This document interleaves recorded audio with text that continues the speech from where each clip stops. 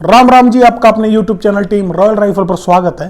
दोस्तों, हमने इंस्टाग्राम पर एक सर्वे किया था जिसमें कहानी सुनाने के लिए बोला था। तो सबसे ज़्यादा जो वोट हुई थी वो हुई थी नवीन बाली के ऊपर और दूसरे नंबर पर रहे थे अजय गुजर पलवल। आज कहानी सुनाते हैं पहले अजय गुजर पलवल की, उसके बाद अगली जो वीडियो आएगी उसमें कहानी सुनाएंगे नवीन बाली की। दोस्तों, बहुत सारे मैसेज आए थे कि कहानी बहुत पढ़ी है इनके बारे में, कुछ अलग कुछ हटके बताना। तो आपको बता दूं, पलवल और फरीदाबाद जहां मैं रहता हूं उसमें मात्र आधे घंटे की दूरी है। और जहां पलवल से अजय गुजर हैं तुमसरा गांव से, उसके बिल्कुल साइड में 2-3 गांव पड़ते हैं, जैसे बामनी खेड़ा, दीघा और ट्रैदास के। उसमें से एक गांव में हमारी रिश्तेदारी है। तो मेरा जो बचपन है वहां पर खूब बीता है। और उसी गांव में जो है अजय गुजर जो था उसका आना जाना था। तो हमें बहुत, मतलब कह सकते हो 10 साल पहले पता था कि अजय गुजर है, एक बहुत बड़ा जो नाम हो चुका बदमाशी की दुनिया में। तो हम उनकी कहानी जो है पहले सुनते रहते थे जब हम छोटे थे। तो आज उसी वे में आपको बताएंगे जो हमने सुनी है लोगों के थ्रू। आपको बता दें दोस्तों, जो पलवल है, तुमसरा गांव है, वो गुजरों का गांव है।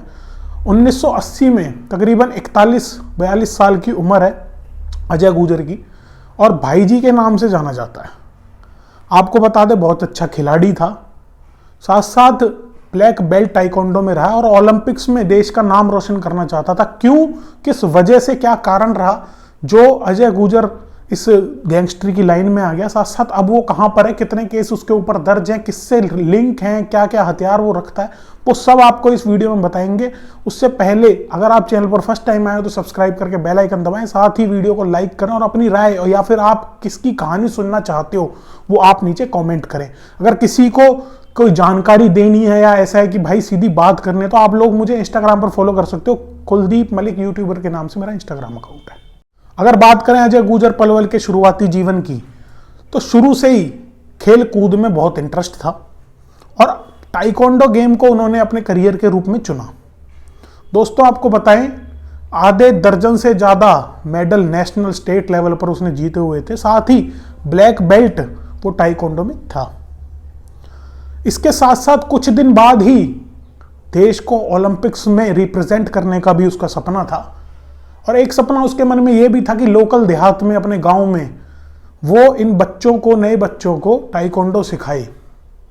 दोस्तों, वो सपना कैसे टूट गया, कैसे देश के लिए नहीं वो रिप्रेजेंट कर पाए, टाइकोंडो खेल नहीं पाए, वो आपको आगे बताएंगे। बट एक चीज जो कॉमन रहती है वो रहती है स्पोर्ट्स पर्सन कैसे गैंगस्टर बन जाते हैं। मेरी कहानियों में बहुत बार मैं बता चुका हूं, चाहे फिर वो जयपाल भुल्लर की बात करें, शेरा खुब्बन की या रुपेंद्र गांधी की। अक्सर स्पोर्ट्स पर्सन ये गलत लाइनें इसमें आ जाते हैं। रीजन क्या रहा होगा आप लोग ये कमेंट करिए। मेरे हिसाब से जो रीजन है वो यही है कि थोड़े शॉर्ट टेम्पर्स होते हैं जो स्पोर्ट्स पर्सन होते हैं, साथ साथ यारी दोस्ती इनके लिए बहुत मायने रखती है। तो कहीं ना कहीं ये कारण जरूर होता है कि ये गैंगस्टर की लाइन में आ जाते हैं। आपको पता है दोस्तों, अजय गुजर पलवल शुरू से ही टाइकोंडो के बहुत अच्छे खिलाड़ी थे और देश को रिप्रेजेंट करना चाहते थे। बट एक गांव के झगड़े में उनका नाम आ गया, जिसके बाद जो सारा सपना था वो सारा टूट गया देश के लिए खेलने का। और धीरे धीरे ये जो गैंगस्टर की दुनिया है इसमें अजय गुजर के कदम बढ़ते चले गए। आपको पता है दोस्तों, 2009 में भरत चौधरी की हत्या, उसके बाद एक बीजेपी के विधायक की मुंबई में हत्या की साजिश, ऐसे बड़े बड़े मुकदमे अजय गुजर के ऊपर हो गए। जब राजस्थान पुलिस ने उन्हें पकड़ा तो उसने बताया कि ना सिर्फ राजस्थान और हरियाणा में बल्कि मध्य प्रदेश, मुंबई, यूपी और बहुत सारी और स्टेट्स में भी उसके ऊपर मुकदमे दर्ज है। अब बात करें तो तकरीबन 2 दर्जन से ज्यादा मुकदमे अजय गुजर के ऊपर दर्ज हैं। दोस्तों, ये बात तो होगी कि कैसे वो खिलाड़ी बनना चाहते थे और क्यों, क्या वो झगड़े की वजह से ही है। अब आपको बताते हैं कि पर्सनल बात जो मैं अपने एक्सपीरियंस से बताना चाहता हूं, क्योंकि मैंने भी 10-12 साल पहले नाम सुना था अजय गुजर का। तो जब यही था कि अजय गुजर को कोई पकड़ नहीं पा रहा है, चाहे वो फिर हरियाणा पुलिस, राजस्थान पुलिस, कोई भी, वो उनको पकड़ नहीं पाते थे। इसका एक उदाहरण जो बहुत बहुत फेमस है वो यही है कि एक बार पुलिस पकड़ने आई थी अजय गुजर को और अजय गुजर अपने घर पर ही था तुमसरा में। तो वहां पर अजय गुजर को जब पुलिस वालों ने देखा तो वो पुलिस वाले अजय गुजर को पहचान नहीं पाए और पुलिस वालों ने अजय गुजर से ही पूछ लिया कि अजय गुजर का घर कौन सा है। अजय गुर्जर कहाँ रहता। उसने बिना डरे इतने कॉन्फिडेंस के साथ पुलिस वालों को वो घर का दिखाया। उसके बाद जब पुलिस वालों ने घर को घेरा तो अजय गुर्जर वहाँ से चुपचाप निकल गया। ये बहुत ही एक फेमस इंसिडेंट हुआ था तुमसरा गांव में।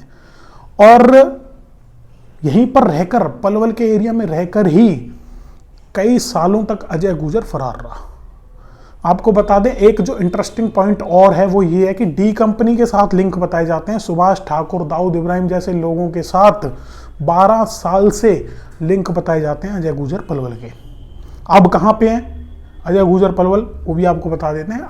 इसी साल 6 जनवरी को अजय गुर्जर पलवल को बदरपुर बॉर्डर, जो फरीदाबाद दिल्ली बॉर्डर है, वहाँ से अरेस्ट किया दिल्ली की स्पेशल सेल ने। किस केस पे? 4 महीने से तलाश थी, जिसमें AK-47 एक सत्ते नाम का जो बदमाश है वो अजय गुर्जर से मांग रहा था।